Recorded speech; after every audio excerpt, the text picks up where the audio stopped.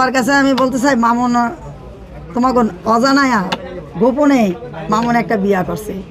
এখন আবার আমি কিন্তু বলতে চাই না, কেন বলতে চাই না, তোমরা আমার লগে রাগ করবা এই কারণে।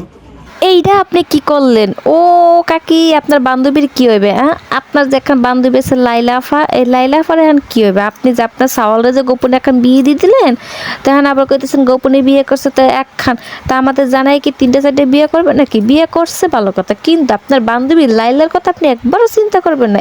অভিদ না কি কয়, ওগুলা করে, এইটা করে, এইটা করে, এগুলো বলবা না, ওগুলা কিছু বলবা না। অবশ্যই মামনে বিয়ে একটা করছে। আমি যেদিন অনুষ্ঠান করামু ওদিনকে সবাই নিয়ে করবো, ওদিনকে সব সব জায়গায় সবাই দেখবা। এখন মনে কেউ কিছু নিবা না, আর মনে কেউ কষ্টও নিবা না।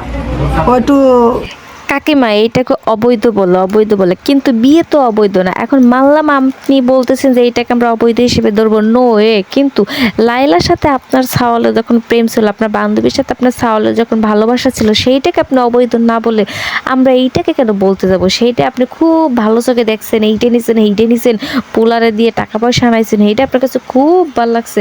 আজকে মন চাইছে অমনি সাওয়ালরা আপনি বিয়ে করাই দিলেন। আরে হাই রে লাইলা, সারাটা জীবন এই বান্ধবীরে পাল্লা তুমি, শেষ করে তোমার বান্ধবী তোমার একা দিয়ে দিলে। আর আমরা অবশ্যই মামুন সাহেবের বিয়ে খাওয়ার জন্য অধীর আগ্রহে আগ্রহীত হয়ে আছি। আপনারা সবাই আমাদেরকে দাওয়াত করবেন, বুঝছেন?